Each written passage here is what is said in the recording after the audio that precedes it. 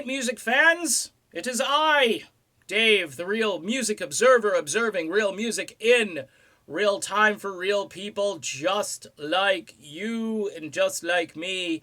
As you know, Steve Perry is a constant source of, he's constantly a topic here on this particular channel. People want to know, people are interested, people watch the videos. So I try to provide perspective. A lot of people are asking me about what's happened over the last generation for a song like No Erasing not to be like debuting in the top 10 and then going right to number one. Jason Mraz is not keeping Steve Perry out of the number one spot. What's happened is auto-tuning, voice correction software of all kinds, artificial beats, artificial bass. Pretty much a computer can create anything, okay? It can create any sound. And I bust on the grunge movement a lot here, but let me say something complimentary about grunge for a moment, all right? Grunge, I think, was the beginning of the end for the music scene as we all used to know it. However, grunge guys definitely weren't auto-tuned.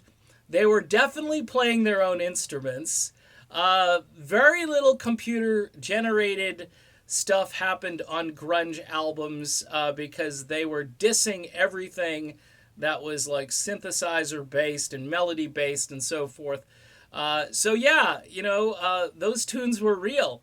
They weren't necessarily real good, but they were real. And I would take some real. The difference now is they've moved the grunge stuff over to the mainstream rock stations, and they've taken away all of the realness and added technology to it. So imagine grunge with technology. That's what you get with most of today's so-called mainstream rock bands, which it's just, and folks, we're living in different times. We're just living, technology and the way things have evolved. Steve Perry could do all the planning in the world. I think he hit this running. He hit it much harder. Isn't it like surreal just to see Steve Perry doing all these interviews?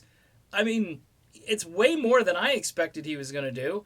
This is really cool. So why hasn't radio responded the way radio could?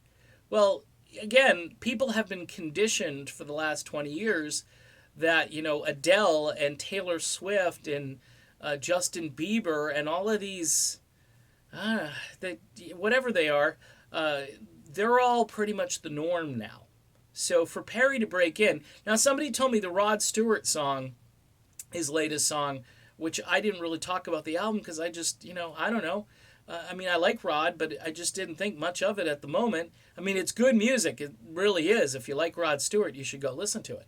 But for some reason, they embraced Rod. He was like number 11 last week on this same survey, but he's falling off. See, it was, it's a temporary blip, and they do this to cater to older artists for a little bit. They want to spice up their playlist and make it a little bit more diverse and so forth. But Ed Sheeran's been on there for like 5 years straight, running with the same songs. See what I mean? There's this dichotomy which a lot of folks who listen to radio stations like this don't understand. They also can't grasp how classic rock stations can't play any new music by classic rock artists. Well, they would say, hey, well, it's not old. It's brand new, so how is it a classic? It doesn't have to be old to be a classic. If Steve Perry is singing the dang song, it's most likely a classic, okay? If Eric Clapton comes out with a new record, you could throw it on next to an old Eric Clapton record. Remember 2 for Tuesdays?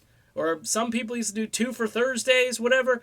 But 2 for Tuesday was the big one because Tuesday, you know how that works? Anyway, so yeah, you could kind of break it in nicely so your audience isn't like freaked out. What? A new Eric Clapton? A new Steve Perry? Oh, I can't handle it. Quick, let me grab the dial. Change the channel. Is that what we're doing in the car? They're focus testing the crap out of everything now. So the classic rock stations are owned by the same people that own the Mix 98.3 stations. Hey, the hits of yesterday and today. We got the new Steve Perry coming up at 3 in the morning. Stay tuned. It's coming right up. Folks, that's what you're up against. So, you download the song, you Spotify the song, you YouTube the song, you just go around it. That's all we can do. It's just, I guess some of us, like myself, and I was a former radio guy, so I'm holding on to the old days, the glory days, thinking to myself, why? It's Steve Perry. Can you make an exception for Steve Perry? You made a little one for Rod Stewart. I don't know if you'll make one for Eric Clapton anymore. None of these people seem to register. People walk around the fog. Eric Clapton? What's that? It's music. It's real music. I mean, no voice correction software. And people probably listen. My son, my 14-year-old son is like, Dad, how come all of your people that you listen to, they all sound weird? Because they're singing with their real voice, son. That's why they sound weird. All of the people that you listen to kind of sound the same. And he's thinking about it for a minute. He goes, yeah, they do kind of sound like, sort of monotone. And yeah, it's all the same. Everybody is voice corrected. Yeah, you got a female artist, she'll kind of sound like a female robot. If you got a male artist, he'll sound like a male robot. Soon it's going to be artificial intelligence music. You won't need any. You can just have a really cool artist draw somebody and then, stick it to something and say, here it is. Here's the new Robotron single. And then make up some cool title and get a computer to just generate all kinds of new, interesting note progressions that humans haven't thought of yet. The brave new world. It's a-coming, folks. It's a-coming. Anyway, that's my crazy explanation. Pretty much just things have changed. Things have really changed. And not for the better. But the good thing is, because of all of this technology and YouTube and Spotify and all this other stuff, you can go searching for music. I'll tell you what, though. I do it every day, and it's tedious. I mean, you got to dig. You got to go from one link to another link to find this artist that recorded this album that you didn't even know was recorded. And when you finally get to it, you're like, holy crap, Batman, this is good. How come I didn't know about this 2 years ago? In the old days, radio would be the way that you would know. Radio isn't the way to go anymore. But you'll see when this album drops, when the Perry album drops, it's going straight to number one. Number one Billboard. They're not going to like it because it's going to bump out all of their usual stuff. But we're going to do some damage to the charts, folks. Get ready. All right, done. Be back soon.